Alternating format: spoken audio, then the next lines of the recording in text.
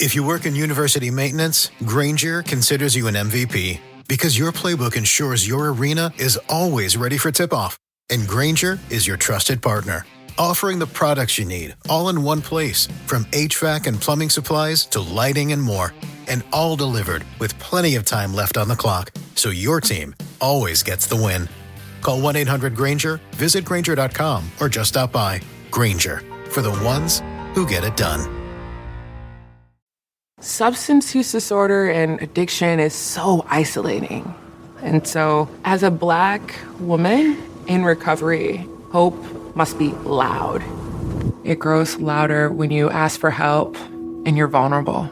It is the thread that lets you know that no matter what happens, you will be okay. When we learn the power of hope, recovery is possible. Find out how at startwithhope.com. Brought to you by the National Council for Mental Wellbeing, Shatterproof, and the Ad Council.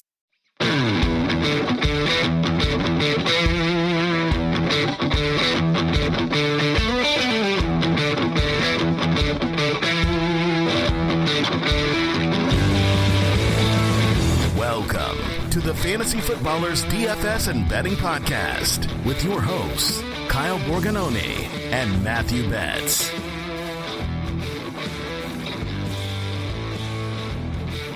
Welcome in, boys and girls. We are here in the month of May on the Fantasy Footballers DFS and Betting Podcast. I'm your host, Kyle Borganoni, and I'm joined, as always, by Matthew. It's gonna be May, Betz. We are so back, baby. I got the lawnmower out this past week. Let's just say I crushed it. And best ball summer is here. Dude, the NFL draft is in the rearview mirror. June 1st is not that far away for UDK season. It is a lovely time of year to be in the NFL streets. So I can't wait, man. And I love this time of year for drafting because it's kind of one of the most unique, like 1 or 2 weeks in the calendar where ADPs are all out of whack because it's from before the NFL draft. And obviously, the NFL draft gave us a ton of information, so I'm excited to break it down today. Really get into best ball summer with you. I know just before the show, you were in the streets. You were in the lobby. I mean, imagine not being, couldn't be me. I've done 3 since the NFL draft. So we're starting to, just dip the toes in the water. Yeah, no, I was just a puppy. Just a little puppy just right before the show, just to make sure that some of the things we're going to break up on the show feel good. I do have a perfect scenario in my mind, okay? So this is how I'm going to do my weekend, apart from just baseball, because that's all my family does. My wife and I joke that baseball is like the third wheel in our relationship right now because our kids are part of it. But this is what it's going to be, Betz. Picture this, okay? All right, I'm going to close my eyes. On Saturday, I'm wearing my Bad Day to Be a Lawn shirt that you can get at shopballers.com, okay? Absolutely killing it already. Go ahead. Okay, so then, I get out the lawnmower, and then I'm going to have one of these bad boys, these Lemon Perfects that, not a sponsor, but please sponsor us because huge fan. Dude, if we could get those to be, that to be a sponsor of this show, I would, I don't want to say this out loud because we're so far in with Chili's, but it would make me genuinely so happy. What a product. When I visited you in Arizona a couple years ago, I had one for the first time, and it was like the most refreshing drink I had ever had in my life. So, okay, you're wearing the shirt, you got the beverage. Go on. And here's the part that maybe you can relate to. It's like, as I enter a couple of different best ball, contests, I'm mowing the lawn, but let's be honest, I'm stopping every couple of seconds just to draft. And I look up, I go, wow, this took me 3 hours to mow my lawn because I had to sit and think and draft. You're also distracted, so there's uneven lines everywhere. Your neighbors walk over, they're like, dude, are you all right? Have you been drinking all day? Oh, man, that's great. We got the, this is great. People, this is what they want. We got the furniture out for the deck a couple weeks ago. And I just, as soon as I got it out, we got a table and we got chairs and nothing fancy, but just the basics. Just like picturing a nice coffee in the summer. It's like 2:00 in the afternoon. Kids are napping. It's in the shade. It is pristine. So you guys know where to find me this summer. Yeah. And maybe my wife's thinking like, who's this summer fling? This guy's just stopping every 5 seconds to look at and to who's he talking to on his phone? No, he's drafting players in, past pick 200 that are going to change everything. Because I had this happen today, and this is how we're in best ball season. I had a player queued that I would never draft again. I'm like, I can't do this to myself. Marshawn Lloyd. Okay. I'm like, oh, okay, give him that last pick. Guess what happens? Somebody took him before you? Somebody took him 30 spots ahead of ADP. Why? Because they know something. They listened to this podcast from last year and they're applying that logic for this year. Yeah. See, we just maybe a year early on that. Oh man, it's so funny you were joking about your summer fling. Of course, everybody knows the meme, right? Where the husband and wife or boyfriend, girlfriend or whatever are laying in bed and he's facing the other way, just wide awake. And she's like, I bet he's cheating on me, or I bet he's thinking about this. And I can just picture Kyle laying there being like, I wonder if Zachariah Branch is the wide receiver too for the Falcons this year. I really do. On a random June evening. I really do. So we are going to kick off the summer of best ball on this episode, talk a little bit of best ball strategy, but mostly what has changed in 2026, get an initial look at ADP, talk about some of the positions, the tiers, the different clusters of players that you can sort through. Betz and I will also give you a couple of things to keep in mind, maybe some closing line, value targets, some players that are injured. This is always something at this point in the best ball season that I lean on Betz and just say, hey, who are the players that their ADP does not make sense? Remember a couple years ago, it was TJ Hawkinson, and everyone's just... Yeah, TJ Hawkinson was one. There's been a bunch over the years that I feel like this segment has been pretty good at. Brandon Ayuk, I just looked back at last year's doc, was in this conversation. So there's a handful of guys that right now at their cost are kind of on my do not draft list. If you want all of our rankings, you will find them in the Ultimate Draft Kit Plus. Our best ball rankings will be live later this month. Betz and I are working right now behind the scenes on some of those, our best ball primer. And then everything that you can get in the Ultimate Draft Kit, we say every single year, this is like a giant novel that Betz and I put together for the Fantasy Footballers. Every single position, every single rookie, their dynasty outlook, everything you could want is there in the Ultimate Draft Kit. I have already started a couple different things, especially about the coaching changes. That's, I think, one of our areas of expertise is looking at things from a team level view. And that's really important for best ball. So when you get to the best ball primer, we're not just saying, who should I pick at this point in the draft? We're saying, systemically, here's what this team can do, and here's who's mispriced. Like, I know the Jaguars are a team we talked about a month ago. We just said, hey, it doesn't really make sense that Trevor Lawrence is this cheap for an offense that's been this good, and the wide receivers are all going wide receiver 30 or later. We'll do that for almost every single team. You and I were talking about the Saints earlier. It's like, man, this team is too cheap for their potential upside and potentially how bad their defense could be. Yeah, the Jags actually were, that's a perfect example of last year, right? Like, we spent all summer talking about, Lawrence hasn't really done it. Like, he had that one, quarterback 7 or 8 finish a handful of years ago, but like largely has been, for his pedigree of NFL draft and everything, kind of disappointing, right? Just the results have kind of been lackluster and not really like a true difference maker.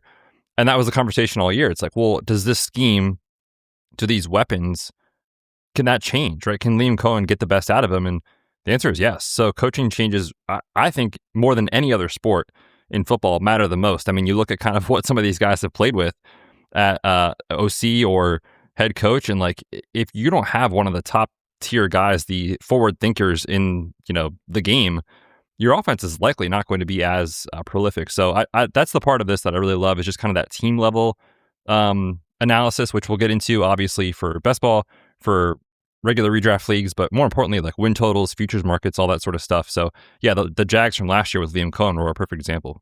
It's interesting with the Jags. You have Liam Cohen, so you see the boost in Trevor Lawrence. But if I would have told you at the beginning of the season, Trevor Lawrence is going to be a top 5 quarterback, you'd be like, sweet, that's really good for Brian Thomas. It's like, right. And then you think about the trajectory of the team, and they were probably one of the biggest talking points over the last week about the consensus board and what James Gladstone's doing, puffing out his chest, smelling his own farts, like, hey, we took a blocking tight end because we want to do more 12 personnel. And Betz and I have been talking behind the scenes, like, here's where they were successful with multiple tight ends on the field. Here's where they were not as successful running the ball.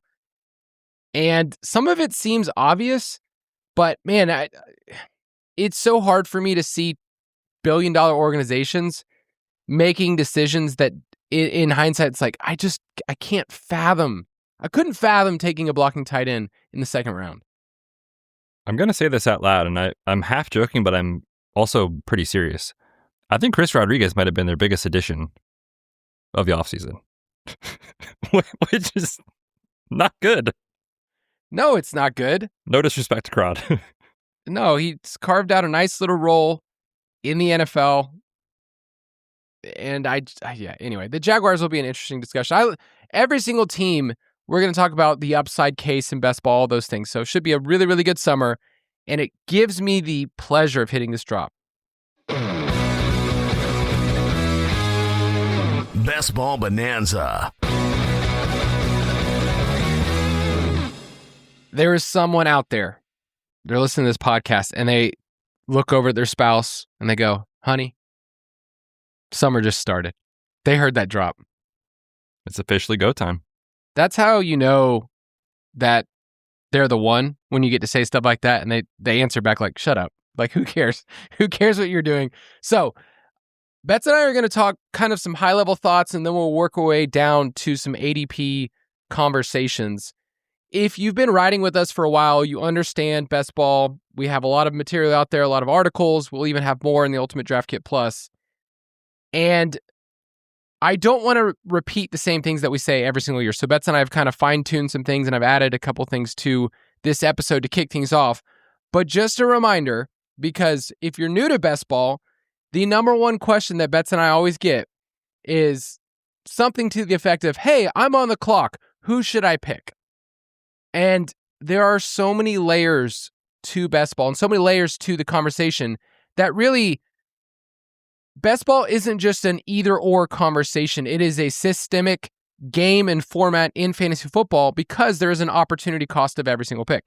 If you were to take, let's say, an early tight end, and this year it's either McBride or Bowers going around pick 20-ish, then you are passing up players at that spot, and you're basically saying to yourself, I need McBride or Bowers to be the tight end one. I need one of them. I'm making the bet on that. I did a draft earlier, and I took Bowers there. But I was looking at my roster construction and saying to myself, the question isn't should I have taken Bowers, it's just if I took Bowers, what am I saying about this team, and what is that saying about the rest of the roster? So I would say at the end of the day, you need to think about roster construction as maybe the first thing about your, not just right or wrong picks, because is there a huge difference between JSN and Puka at pick 3, pick 4, pick 5? Like, I don't know. Like, they were pretty close last year. Maybe one of them will get injured. But at the end of the day, roster construction is more important than should I pick this player or that player. Yeah, for sure. And if you're going to spend literally months drafting and building out a huge portfolio, like your roster construction, tent poles that kind of hold this thing up, like that's what we should be building around. It's not necessarily specific. Who should I pick at this when I'm on the clock? Not saying you can't have your higher exposure players and targets and stuff like that, but just kind of, if you don't have that roster construction in place, obviously, truthfully, like not much else matters. So you need to be able to kind of fine tune that process if you're new to it and just kind of revisit it if you've been doing it for a while. I will say too, when we get into this ADP discussion, I think having an understanding of kind of what the current board gives you is really important to understand, like what pockets of the draft can I aggressively target quarterback? Or if I wait too long, when is it too late for quarterback? And same thing kind of true with this year's landscape, which we'll talk about at running back. The last couple seasons, running backs are pushed up the board. In previous years, when zero RB was kind of in vogue, it's like a different conversation. It was a different game back then. Now it's like, man, you can wait a little bit on running back, but if you wait too long, where does that opportunity cost run out? Where do the available options of like projectable volume run out? It's kind of quick. So understanding the ADP landscape and kind of what's available to you early, what's available in the middle rounds, what's available late will help you also kind of build your roster construction the way you want to. And that might be different, which is kind of the best part of drafting early. Like that might be different in May versus August. We might be drafting different ADP landscapes and not even might, we will. And so you just adjust as summer goes on. But that's really important too, I think, to understand what is available to me early, in the middle rounds, and then in the late rounds. It also depends on what type of game you are playing. Are you playing in a giant tournament like Best Ball Mania? Are you playing in a sit and go, a 12-person, a 10-person? That will change. We have content on our website, and we will have more episodes over the summer that just talked about a little bit of the differentiation of how you can approach those and how you don't want to have dead spots, how also you can get unique at different points of the summer, like Betz talked about. The phrase that we use every single year is that in best ball, you are drafting as if you are right. But I have an addition to that statement this year, Betz. Oh. Please. And you can tell me if this is too much, but so you are drafting as if you were right, but you know that you will get things wrong. Like there will be things that you are just absolutely wrong about. So here's the point. Get less things wrong, and when you are right in best ball, you want to be very right, and you want to be right at the right time. You might have to say that again. Mic drop, right? I mean, pull the car over to the side of the road. Yeah, Say it again. Yeah, if you are on the phone with your spouse, hang up. This is really important right now, okay? Let me say it again. You're drafting as if you're right in best ball, but you know you're going to get things wrong. So make sure you get less things wrong. And when you are right in best ball, so when you are like spot on, you want to be very right, like overweight a certain player, and you want to be right at the right time because ADP can change over the summer. I like that. I like that a lot, actually. Somebody's going to have that on their gravestone. I mean, we should make some t-shirts or something. Yeah, which part do they want? Like, get less things wrong? Those would sell, man. I mean, come on. Get less things wrong is how I want to be remembered. Oh, man. So we will talk about what that means, but let's look at the initial ADP. We're going off of Underdog ADP. We will talk about DraftKings as well. We have some episodes on DraftKings ADP, but Underdog is kind of the standard in the industry right now. It gives us a good kind of starting place. Things will change, but do you like, this is preference here, when we talk about the different groupings for the positions, do you want to use the word, you said pockets earlier, I use buckets often, and then the word clusters also is another way you could do it. What do you want to go with? I'll let you make the choice, Kyle. You're the host. You like buckets? We'll go with buckets. Let's go with buckets. And also, maybe it's because whenever I talk to JJ Zacharyson, he always used buckets too. Buckets, guys. NBA playoffs are going on. I mean, come on. We'll talk buckets. All right. The Hawks, man, still in it. I don't give two farts about the Hawks. I mean, that series has been pretty fun, actually. But yes. I was texting with my buddy, an old friend from Vermont when I used to live with there. Huge Celtics fan. He texted me. I don't really care about the Sixers, if I'm being honest. But when they make the playoffs, it's like, I'll tune into a couple games and just see what happens. And I was like, dude, the fact that they even won a game in the series already feels like they've won the series because, I mean, the Celtics are so good. So let's organize the draft into buckets. And the reason why we want to do that is if you look in just 3-round increments, so you say rounds 1 through 3, 4 through 6, 7 through 9, 10 through 12, and so on, you can kind of find where there are certain buckets of players at each position, and they're all there. For instance, there's only one quarterback going in the top 36 picks. It's Josh Allen. Then you move to the next bucket of rounds 4, 5, and 6. There's 6 of them. But in rounds 7, 8, and 9, there are 11 quarterbacks bets sitting there between picks 73 and 108. What does that tell you about the ADP landscape? And maybe the better question, and we don't know the answer, is like, is that right? Like, that's how things are skewing. That's what the crowd is saying. And yet, like, how can we take advantage of that? Is that wrong? Should we create leverage? Yeah, I think comparing it to like previous seasons is helpful for trying to wrap your head around it. Like when Bo Nix was a rookie, Bo Nix was available every single time in round 18. I don't really think that's available to us this year. Like an upside case, like the guys that go that late, are like Geno and Aaron Rodgers. And like the Browns quarterback, whoever that will end up being right now, the early reports are maybe it's Deshaun Watson, but like you're still waiting on that type of information and stuff. And that's just not available to you. Like the late round quarterback upside. And when I say late round, I mean like true late round, like round 16, 17, 18 type of stuff. Last year, Tyler Shuck was available there where, yeah, he probably wasn't going to start all season, but you knew that if he took over, there was a range of outcomes where he could be really good at his cost. I don't know that those guys are really there because the Rams took Ty Simpson from us, and outside of that, it's like the rookie class behind Fernando Mendoza is kind of non-existent, right? So that's my first take is like, if you do wait too long, you will get boxed out in this current ADP landscape. So I'm not saying you need to take 3 in the first 9 rounds, obviously, but if you're waiting till rounds 10 to 12 and you only have 1, and then all of a sudden you get sniped on a guy or two, like it gets sweaty kind of fast. That's my first take. The other thing that I have to note here is just that like historically, the bucket of like the elite guys, like the Josh Allen, Lamar, we've had Jane Daniels into that conversation, Jalen Hurts recently, that have kind of always been like in that, 30s to 50s range, like based off the season, somewhere in that window. I feel like right now there's kind of a weird mismatch where it's like the tier 2 and tier 3 guys are like pushed up way too high compared to where they historically have been. So my initial take is like, I'm not in love with like this kind of second and third tier group that kind of goes from like, I don't know, Dak and Mahomes and Lawrence-y type guys based off cost. And I mean that relative to the elites. Like if you're going to spend that much draft capital on a pocket passing quarterback, like I might as well just either wait a little bit or take one of the elites. So I think that range is a little too expensive for me personally. And then the other thing, like I said, is just late. There's nothing there. Yeah, I'm looking right now. Stafford and Goff are going right around pick 100. QB 15, QB 16. Like traditionally, we've paid that price for QB 15 20 picks later, especially guys that aren't going to run. So that's like troubling to me when I look at the initial reaction to ADP for quarterback is there are so many quarterbacks in this range, round 7, 8, 9. And the way that I play is I'm just going to say, like, I don't think that's correct. The mobile guys that we usually bet on, that you and I are like, okay, well, I know that they have a floor of 25 rushing yards per game. Those are the guys that are actually going a little bit later. So like Kyler Murray, QB 17. I know we'll talk about Tyler Shuck later. Malik Willis at QB 21.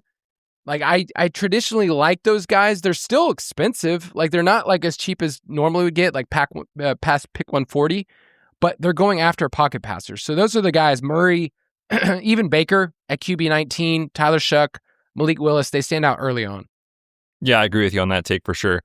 Daniel Jones would be in the conversation, but I've got some concerns about how much rushing output we'll get this year with the Achilles. So I'm kind of removing him from that bucket of like the elite rushing, maybe not elite, the top second tier, I should say, rushing quarterbacks. I'm not sure we'll get that, but still, maybe he could fall into that bucket.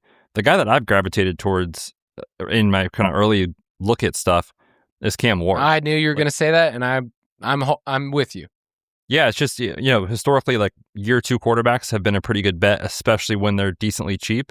Cam Ward right now is going as quarterback 25. Like he's after Daniel Jones, he's after Stroud, he's barely ahead of Bryce Young and Fernando Mendoza. And like, I know that it takes some projection, and this is what we talked about the team level stuff. But if you just take a step back and think about the state of the Titans, and on this show, like in season, I was making fun of them because they were punting on 4th and 1 at the 39-yard line when they were going to lose anyway.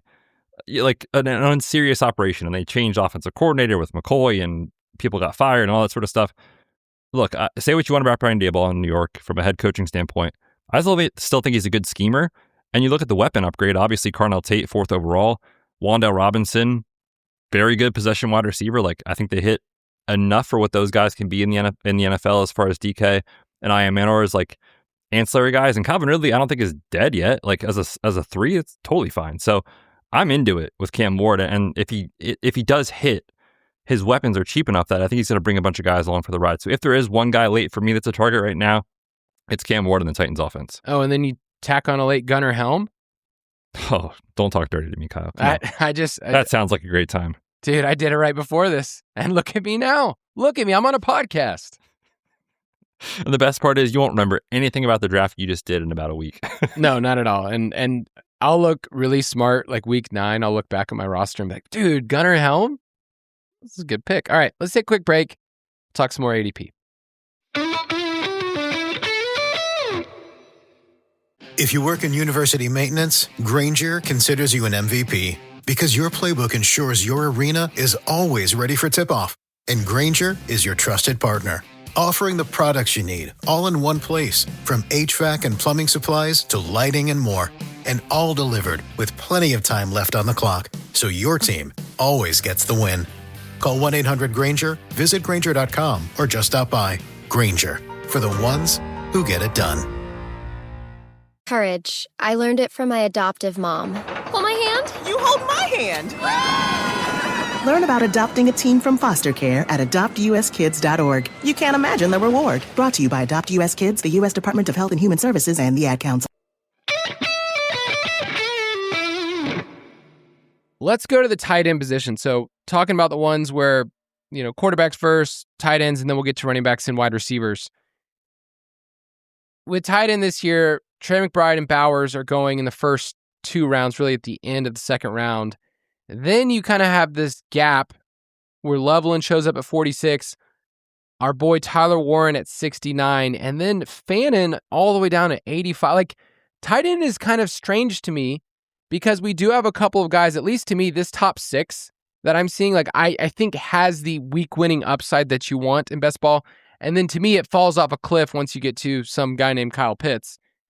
And so I don't really know how to approach it because I think McBride and Bowers are warranted in that spot. Loveland, I'm still toying with at his ADP. Warren, I'm going to draft forever. How are you taking this early read on the ADP for tight ends? Yeah, I think, historically, like a winning strategy for the most part, maybe more in redraft leagues, but I think in best ball to some degree too, has been kind of fading this like second tier, right? Like either go elite or go 3 super cheap guys you get in round 12 or later. But I think this landscape is different, and not just the landscape, but like the types of players that go here. Like I think there's still way more upside on Tyler Warren than what we saw last year. We talked about that a lot with the Colts, where it's like he would smash in the first half, and then the second half they didn't need him, and so his box scores would look kind of disappointing. Alec Pierce is coming off an ankle injury now and never really been a target earner, and Pittman's gone. It's like that seems like a profile I want to bet on for the 14th overall pick in the draft just a year ago. Colston Loveland, I think, in a range of outcomes, I think he can outscore McBride and Bowers, so like I want to be in on him. Tucker Kraft is another guy that's kind of in that range. The ACL does kind of add a little bit of uncertainty here, but we saw a huge ceiling from him last year. It wasn't that long ago. Sam Laporta was awesome in fantasy, and I still think that's possible. So historically, like I've kind of been wanting to be out on this like tight end 4 to like 8 range. I'm kind of into these guys this year, if I'm being honest, especially because you think about like running back landscape, which we'll talk about here. It's like if you're passing on early running backs and you want to wait till this like 80s, 90s, 100s range to load up on running back, good luck is how I would put it. It's like you're paying for Kyle Monungai there or something like that. So I think there's a unique aspect to it this year where I'm more into that second and third tier than I normally am. Yeah, I'm looking at the way that the tight ends are bucketed. Rounds 10, 11, 12. To me, this is like the hot spot of where a lot of tight ends go. There's 8 of them here. I hate it. Like, it's Gadsden, Kittle, which you can talk to me about the injury stuff, Turd Ferguson, as in Jake Ferguson, Kelsey, Kincaid, Goddard, Likely. Like, that whole range, I don't feel comfortable about that. Where if I go dip in a little bit later, there's some interesting upside cases. We have Mark Andrews, who we will never quit, and this podcast will never quit. Kenyon Sadiq, which I bet his ADP starts to rise at some point from here. And then you have some other names, Juwan Johnson, we talked about. Chig Okonkwo's back. I'm down to go down with Chig once again. I mean, what better place to invest and donate your money? Chig and Mark Andrews. Another year, baby. Run it back. Did it work last year? No, but this year it will. And this is kind of the range I think that historically has been more of that like tight end dead zone type of stuff, where these guys used to go like 3 or 4 rounds earlier, but just because they're a little cheaper, I don't think it makes them like great picks, if I'm being honest. What's the difference between Dallas Goedert and Mark Andrews? Like, to me, nothing. Right. So I'm with you on that point, where it's like, if you're building a team stack and you want to get the tight end, I kind of get it. I don't personally right now with this ADP landscape want to be investing a lot of my picks in this range. I'm with you. And we'll talk about some of the injury guys later, but to me, Kittle at this ADP, not to spoil that segment, is a no thank you personally. So we'll talk about it more when we get there, but I have been buried currently in my rankings. Yeah, and don't even get me started about where Cade Otton goes. Guy got an extension. I saw their tight end depth chart, Kyle. And? You want routes? Cade's your guy. I know. We have this same, is this the same thing? Somebody's listening like, please stop talking, get help. It's more of looking at, if you're doing 3 tight end builds, which is what I used to do historically, I'm looking at the landscape of those top guys you talked about. I'm like, okay, I like all those players. I like some of the young, talented players. I'm even fine with Sam Laporta, honestly, where he goes at tight end 8. And then there's this massive drop-off where, apart from a team stack you mentioned, I'm not really going there with a bunch of those guys. So there's a dead zone to me as well. Let's go to running back. And traditionally, best ball just kind of ping-pongs, or it's a pendulum swing of what happened last year, who was healthy, and let's just bet on that again. And so you're seeing running backs pushed up the board. 17 running backs go in the top 3 rounds. That is 4 more than went the previous year. And so my Goodness question, gracious. I got to ask this question. What happened to the game I love, Kyle? I showed you a roster that I drafted earlier, and I was like, Betz, check out this wide receiver room. And it was hot stuff. We're talking JSN, Nico. It had some boys on it. Bowers was on that team. And you responded, we don't do wide receivers in best ball anymore. I did the exact same thing on a team the other day. I went with more of like a hero build. I forget who the running back was. It might have been Saquon. And just, I kind of like punted to like round 9 and I was like, oh no. Like, oh no. And I think the problem with that is like in previous seasons, you've had profiles that you really want to bet on the uncertainty of an ambiguous room, a high upside rookie, and all those things. Like last year we had the rookie class. Like we talked about Travion and Judkins and like all these upside cases in a really good class. If you followed anything dynasty related the entire offseason, the conversation has been this running back class outside of Jeremiah Love is very, very bad. And that's leading to a lot of like, I don't even know who the RB2 is on this team. So in this current landscape where it's hard to get projected touches late in the draft, there's a couple guys I think are good targets right now. I kind of think you have to like eat your vegetables here and at least leave the first couple rounds with one running back. Otherwise, you are likely going to be behind the 8 ball in a very, very big way. Again, this could change when we get to July, August, and things crystallize and become clear. This is more of a May, early June conversation with how things stand. I do think whether you think it's right or wrong, you kind of just, you have to have a couple of these guys. Otherwise, it's rough out there. What's tough for me is there are certain stances at the running back position that I take. So last year it was, I'm taking Christian McCaffrey and ranking him as a top 5 player. And it takes bold moves like that where in the years past I've been burned, and probably you have as well with Christian McCaffrey, but like that felt like an easy stance based on the landscape of the running back position. I feel like right now I'm looking at 9 running backs going in the top 15 picks. It's really hard for me to just single out players and say like, I don't like this guy, or I don't like this opportunity, or here's the issue with this team systemically. Like I can't point out with Jonathan Taylor, I worry about the overall offensive success about this team early on in the season and just what is Daniel Jones, returning. So that's like a question I can have and poke holes in somebody who's a 6 pick. But when you start going down the line, you can't just cancel out the running back position and say, well, Devon Achane's on a bad team. It's like, no, this guy's going to catch 70, maybe 100 balls on a terrible, terrible team. Genty, all of these guys, I feel like even if you poke holes, they have the opportunity in their offenses to just kind of get there. And then even Saquon, you talked about taking him earlier. RB8 is now enticing to me. Like I'm willing to go there where last year you were paying a different price. So you can make the case for all these guys, especially once you start to get around 2. I'm fine with Amari and Hampton.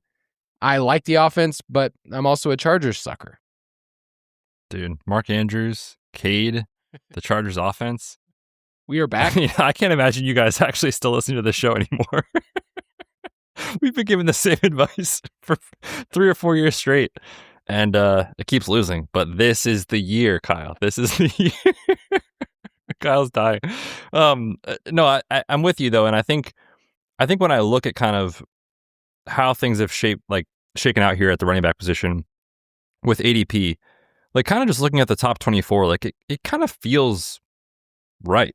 Like it feels very efficient. So I don't have a bunch of like wild off the cuff takes here of guys I'm targeting or fading early on. I will say, I think the one important conversation to have right now from a player level standpoint is what are you doing with once daily Jardians, aka Jadavian Price, because his ADP is catching up. But obviously in the pre-draft stuff, he was going at like pick 95, like pick 100, and clearly that price is long gone. If you're somebody that likes to play the ADP game of just saying, I want to get the best price on guys possible, the window to do that on him is closing pretty quickly. So like in the next week or two, like, are you aggressively targeting him where he's going? Where do you think he ends up? What's your take on that? Right now he's going 68th overall. And if you just look at the running backs in that section, like some guys that are ahead of him, like Dave Montgomery does not excite me as a top 50 pick. I'm sorry. It's not my brand. Dude, but we loved to pick 75, Monty. Yes. I like that on version the Lions, of him. on the Lions. But the guys ahead of him are Montgomery, and then it's Baishal Tootin, which I'm fine with. DeAndre Swift, who just is eternally an RB2 in fantasy. Quinshon Judkins. So it's not like the guys ahead of him are like eye-popping, like I just have to have these players. They're fine in best ball, but like nobody that I'm banging the table for. So right now, I could see him. He's going to be going in the top 5 rounds. So he's going to hit pick 60. And at a certain point, like I don't think he's going to go ahead of Travion. Travion's at 47 to be the next highest running back from that group. I think he will. Dang it. And part of it is the Zach Charbonnet injury, which, again, not to spoil this crazy hot segment we have coming up, Kyle, but this is the worst ADP on the board. I cannot fathom drafting Zach Charbonnet where he's going right now. If you have the Ultimate Draft Kit and or you're an Ultimate member, my injury tracker is in there. It's been in there since February. Gives you the surgical date, the recovery timeline, when I expect him to come back, context around the injury, all that sort of stuff. I really think Zach Charbonnet will be contributing minimally for the Seahawks until maybe late November, early December, based off the timeline. So I'm not drafting him currently at all. Maybe in August when he's in round 16, 17, like sure, maybe a couple of shares. But the way where he's going now, no thank you. And the trickle-down effect there is not just you have the first-round draft capital on Guardians, you also have then this news that will come out about Zach Charbonnet. Eventually it will, that, hey, he might not be ready for training camp. But we already know this. Your PR like, team if you listen to the show, trying to suppress it, right? Exactly. You should know this. There's going to be rumors about PUP. If you're listening to the show right now, you should know this. You're ahead of the curve. That is likely going to happen. So I think, his price could get crazy in August. Like if we're trying to think about who's the biggest riser from Best Ball Mania release to like close, I think it could be him. So I'm not in love with him as a prospect, but the landing spot is beautiful. The opportunity is there. I think you should, whether or not you like him or not, like just get some shares now because these prices are going to be long gone. I have him in Dynasty, so he's going to be awesome. We know that. That's obvious. He'll be good, like okay, as a rookie and probably flame out. But he'll be good for best ball. And when you say flame out, like out of the league, real quick? Birmingham Stallions. Yeah, in 2 years. Let's finish with wide receiver real quick, and then we'll give some more specific takes. The biggest thing that I have with the wide receiver position is finding value. Still didn't get the drop for this episode, but finding value of players that are going way later than they should just based on the opportunity. So one of the things I have sorted in front of me right now is every team's wide receiver 1, so who's drafted first, and where they're going in ADP. So, for instance, the Dolphins is a really, really fun game. If you want to play that game and just say, if you want to show people and say, hey, I have the Dolphins wide receiver 1 in best ball, have fun picking Malik Washington at pick 190. How can you be so sure he's the one? I'm just saying, it's wild to say a wide receiver 1 is going at pick 190. Is that the first wide receiver off the board for that team? Yes. Goodness, man. What have they done? I don't know. Eventually, we will get a groundswell of people that, if they want to, they can take Terrace Marshall Jr., who does not have an ADP. You're going to change that. Yep. Jalen Naylor is another Raider that is going way later if you want to get him. But the interesting names to me that are going in this range are Casey Concepcion is technically the first Browns wide receiver off the board, and he's going to pick 110. Can you see that ADP rise where he's going to be a top 100 pick very soon? Oh, for sure, man. This is like the classic first-round wide receiver. Like, we're always paying a tax on that, especially on Underdog, that will end up, I don't know, round 7, something like that, round 6. These guys just rise every year. So, yeah, I think that's probably going to happen here. Yeah, Romeo Doubs, that'll change once we get the A.J. Brown news. I do think DK Metcalf is an interesting name for best ball at wide receiver 37. That's pretty late for somebody who's the wide receiver 1 now. The quarterback, like, who knows what's going to go on with Aaron Rodgers, is keeping it there. But is his ADP going to rise when we get the quarterback and you can get ahead of the curve? I think it probably will.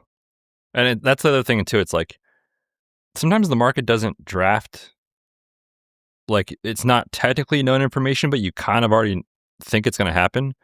Like, I remember last year, like, stacks with the Titans and stuff, like, we knew Cam Ward was going to be the first pick. Like, you knew that for weeks and weeks and weeks. And in the pre-draft stuff, people weren't really putting the pieces together, even though you like knew it was going to happen. Same thing here. It's like AJ Brown and the Patriots. Like, we know that's going to happen, but when the trade eventually goes through on June 1st or 2nd or whatever, there will be an ADP adjustment, even though like we kind of already know it's going to happen. And I think the same thing is true. Like, if and when Rodgers does come back to the Steelers, there will be a market correction. And not that Rodgers is like a prolific player at this point in his career, obviously, but like relative to what's on the roster, it's probably an upgrade. I also think sneakily, like, this Steelers team might throw the ball all over the yard if that is the case. Tomlin obviously kind of had his ways, but McCarthy, like, he's been a pass first guy wherever he's been. And I think they're going to do that again. You add a third wide receiver, they trade for Pity City. Like, I think this is another one where systemically I was pretty out on Metcalf last year. It's just like, how good even is Rodgers? We know this Steelers team wants to win 17-7. Like, I think that team is different this year. So I don't mind that cost personally. There's a number of guys. I mentioned Brian Thomas earlier, like wide receiver 31. I am willing to pay that price for the upside case. Now, you could argue Parker Washington's a better NFL wide receiver. You could argue some guy named Jacoby Myers, who, once again, you will bring up on this podcast. And people will say, I'm so tired of hearing of the same things every single year. I mean, he was pretty good last year. Was he? I don't remember. I think for where he went. I have no memory of him on the Raiders last year. Actually, you know what? He wasn't that great last year. Because now I'm picturing back to my cash lineups in like weeks like 3 through 7 or 8 or whatever before the trade went down. Because he was always projecting so well at like 5,300, and it's like, I guess I'm going to play him in cash. And he would come out with like 3 for 30. Oh, man. You always remember the losses more than you remember the wins. That is true. That is very, very true. So one of the things we just want to keep identifying is looking at where this wide receiver is going for this team, and then with the quarterback that's stacked with them, how you can kind of pair those together. So we will have all that information in the Best Ball Primer. We talk about stackability a lot, where you can see the entire ADP of the team, and you could say, hey, here's a backdoor stack that I can have with this team because the quarterback is going much later than they need to. So for instance, if you're like, man, you know what? I really like Drake London, and I'm taking him because he's the wide receiver 8 off the board. You could have a grand old time knowing that you could take Tua or Penix as your last quarterback. I have no comment. Don't do it, people. I got nothing to say. I was just looking at earlier all the quarterbacks, and I was like, why would anybody spend any draft capital on the quarterbacks here? Who do you think starts week 1? Tua. Okay. Is that because of injury or what? Yeah. Okay. Yeah. He'll give some excuse why he can't play, and this is a new regime, man. This is a new regime. Oh gosh, let's take a quick break and we'll keep talking. When you manage procurement for multiple facilities, every order matters. But when it's for a hospital system, they matter even more. Grainger gets it and knows there's no time for managing multiple suppliers and no room for shipping delays. That's why Grainger offers millions of products in fast, dependable delivery, so you can keep your facility stocked, safe, and running smoothly. Call 1-800-GRAINGER, click Grainger.com, or just stop by. Grainger, for the ones who get it done. Courage. I learned it from my adoptive mom. Hold my hand. You hold my hand. Learn about adopting a teen from foster care at adoptuskids.org. You can't imagine the reward. Brought to you by Adopt US Kids, the U.S. Department of Health and Human Services, and the Ad Council. All right, we're going to talk about a couple other closing line value targets, just players that we think from where the ADP is right now, things will change. And the reason we want to do this is because there are things that over time we've seen in best ball. It happens every single year. So I wrote an article a couple years ago called Rookie Wide Receivers and Riding the Summer Wave of ADP. Man, what a great title. Now, I'll tell you what, that is showing up in the SEO. So people are typing in summer wave. Exactly. It basically was just showing traditionally, here's how the ADP rises. We talked about Casey Concepcion earlier. Any other names you want to bring up? Like, I think Carnell Tate is somebody that's cheap right now, going around pick 60, wide receiver 30. He could rise, but give me some deeper names. Yeah, I think some interesting late round targets just from a rookie landing spot and draft capital standpoint. Jeremy Bernard, second round draft capital. Gurmy. AKA Gurmy, currently goes as the wide receiver 76. Part of this is the uncertainty on Rodgers, quarterback. We talked about that, but I think this team is going to play a lot more in 3 wide receiver sets this year, so I'm not too upset with that price if you're looking for some late rookie upside. And then Antonio Williams is probably one of my favorite guys to target right now. Looking at the current state of the Washington Commanders pass catching depth chart, behind Terry, there's next to nothing there. So I really like him. He went in the 3rd round of the NFL draft. You can get him currently at 200th overall, so he's one guy that I'm definitely targeting. From a veteran standpoint, some of these guys are really uninspiring, but it feels a lot like the years where you called out, like, I don't know, man, he might just be the wide receiver 2 and run a bunch of routes, and like at this price, it's probably good enough. The Darnell Mooney Memorial Award. This is the Darnell Mooney Memorial Award. You mentioned Jalen Naylor. Trey Tucker's probably going to run a bunch of routes out there, which you say what you want about the state of the wide receiver room. Like, they need wide receivers. They currently have nothing. And Trey Tucker is currently going on the wide receiver 73. I think Ryan Flanoy, if you're looking for a really cheap Dallas stacking partner, is interesting as the 3rd guy. We saw him kind of overtake that role last year. And obviously this was a Dallas team that we wanted to be heavily invested in just because of the pass rate. If that continues, the 3rd guy can get in there and give you, 3 to 4 spike weeks at this cost. That's totally fine. But the player that's most exciting to me that I think will rise throughout the summer is Josh Downs. We talked about him with Jason on the Dynasty podcast, just kind of talking through things where it's like, historically, he's been slot only. But if you kind of look at the state of the depth chart, obviously Alec Pierce will still have his role. It's Nick Westbrook-Ikine, Ashton Dulin, Anthony Gold. Like, there's really nobody here. And obviously, Michael Pittman is gone. So I think Josh Downs' price will go up. I'm definitely trying to get some exposure now before that happens. Yeah, Josh Downs, the way that they've talked about using him in 2 wide receiver sets is what gets me hot and bothered. Because I think it was like 8 routes, and then last year he had 15 total routes in 2 wide receiver sets. That's like boo-boo. That's not enough. But if we get if these trends continue, yeah, he'll be at like 20 this year. Now we're talking. I look at this team, and I think I would guess that Warren leads the team in targets. I probably agree with that. I mean, Downs could be there. I don't think we think it's Pierce in terms of being like massive target share. It's gonna take something that he's never done before. Like, even in college, he never really was like a true dominator of volume. So that just doesn't really happen often in the NFL, right? Where it's like you go from a specific role to now you're peppered with 140 targets. Like, that would just be so shocking. Yeah, I'm trying to find other veterans that I think will continue to rise. That I'm looking at the wide receiver 2s and 3s for a lot of teams, and just trying to make sure that I am overweight these players, because traditionally, like, those have been the guys. Quentin Johnston last year. It's like, not a sexy name, but I want players that can catch, 7 touchdowns.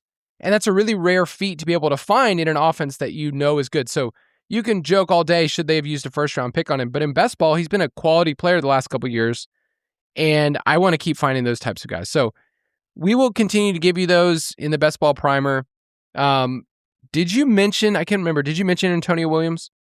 I did, yeah. Okay, because I just took him in Dynasty. Nice. I love that pick. See? Dude, I'm a big Antonio Williams guy. And did you see what their GM said about him? I saw a brief snippet, but basically talking about like his feel for zone. He can play inside, he can play outside. Good compliments to Terry McLaurin. I love it. Yeah. I mean, I just took Gurmy and Antonio Williams back-to-back in Dynasty, so I'm feeling alive right now. Love it. Talk to me about some of these running backs and how things could shift, because we quietly had a couple of backfields that are not sexy for fantasy, that these teams didn't take players in the draft. So, for instance, the Giants, Scadaboo and Tracy survived. We had the Bears with DeAndre Swift. That's an interesting one. The Titans with Tony Pollard. And then the Vikings is a very unsexy pick. Aaron Jones goes to RB42, Jordan Mason. Like, all of those guys are not fun picks if you're talking about upside cases.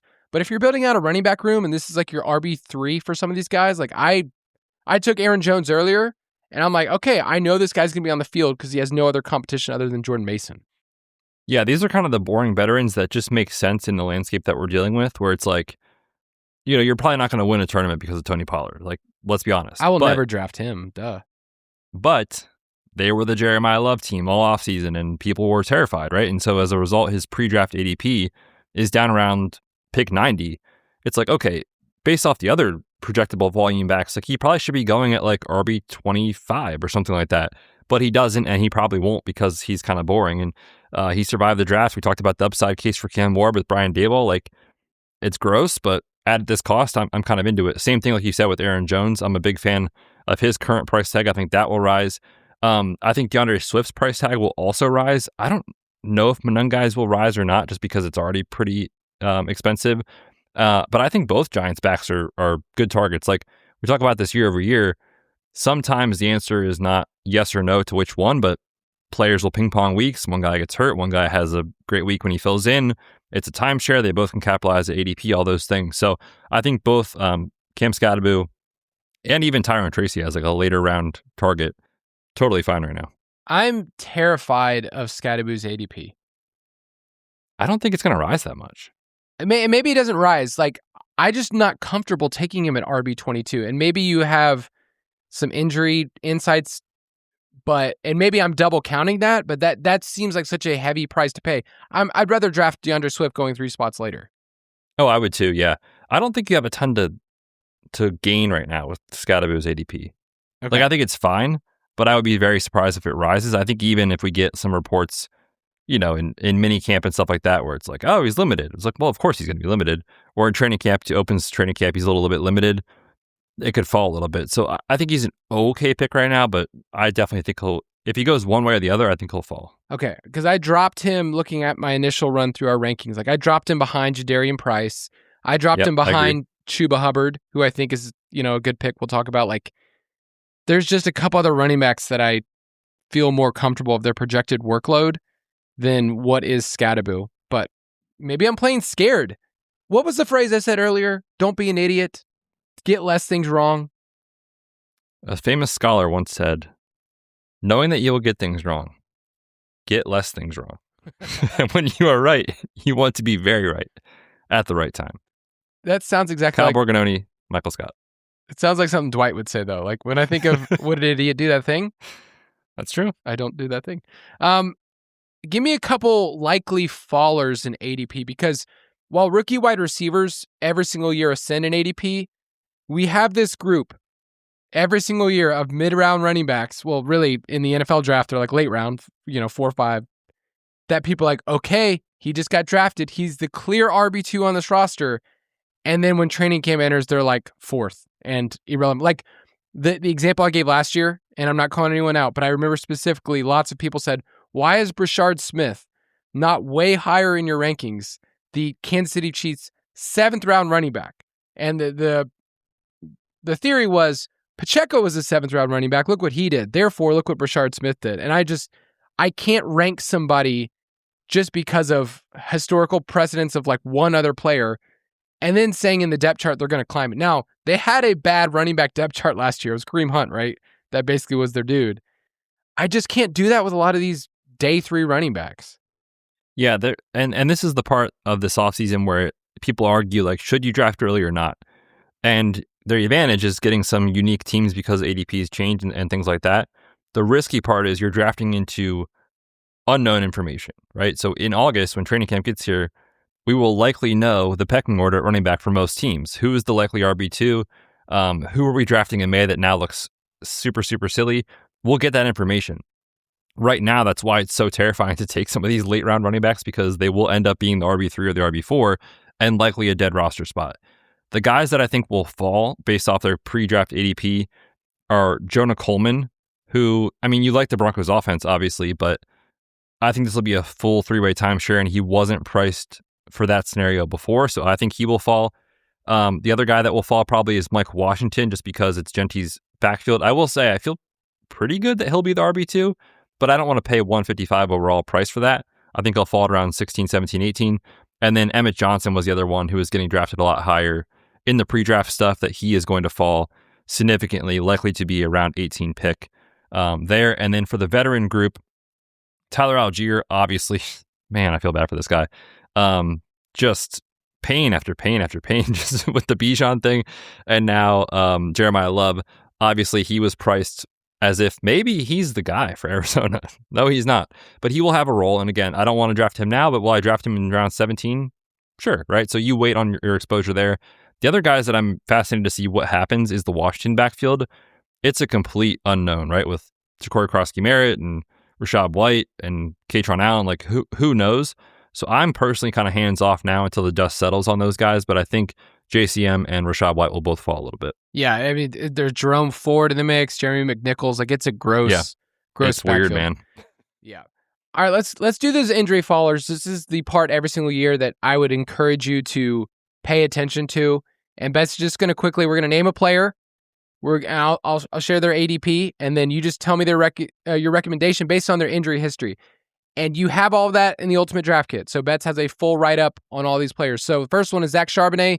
He's going as RB41, 128th overall. Yeah, for me, I'm just not going to touch him at this price. Like I said, I think he was likely to not do much in the first few months of the season because he will be on PUP. So give me a guy right now that's going at RB41 to completely fade until we get maybe like around 17 price on that guy. Next one is Malik Neighbors, who is expensive. Wide receiver 7, 17th overall in ADP. He's much lower in my rankings even before I saw this. Yeah, it's just, at this point in the draft where it's like you're picking the best of the best, you want to kind of pick guys that you can see the best ceiling outcome happen for. It's hard to see it at this cost. Like if Malik Neighbors was going at like the wide receiver 20, I'd probably be in.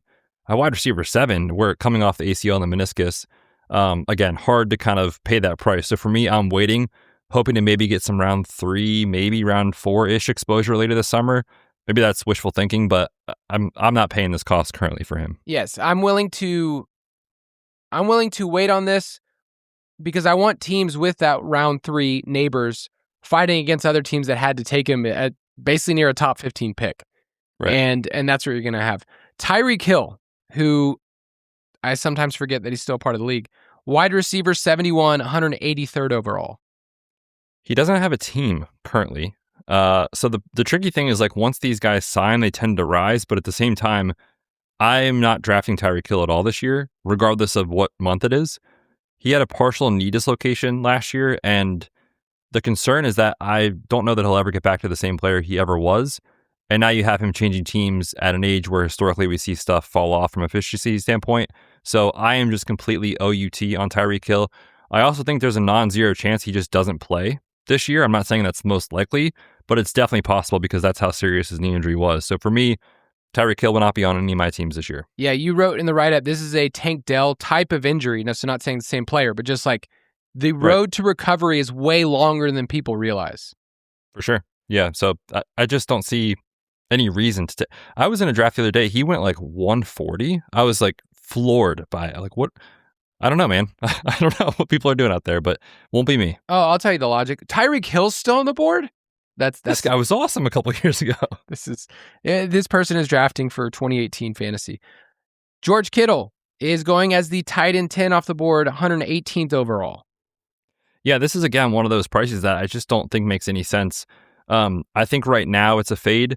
Obviously, there's a chance he could come back later in the season and kind of give us, I want to say maybe 80% of George Kittle, 90% of George Kittle. And like at tight end 10, I don't really want that. But if he falls to like tight end 18, 19, 20 in ADP, I'll take some shots. But for right now, where he's going, I'm not going to do that coming off the Achilles. Yeah. And make sure you can track all that stuff. You could see the ebbs and flows of ADP, but we're just saying right now at this ADP, I would not draft him. And there could be a certain point where George Kittle is a value and you can go in on it and you'll have a different roster construction than everybody else. Because yeah, late season George Kittle could be awesome with Brock Purdy and you might have a different team. Before we wrap up, I did want to give a quick little final segment here.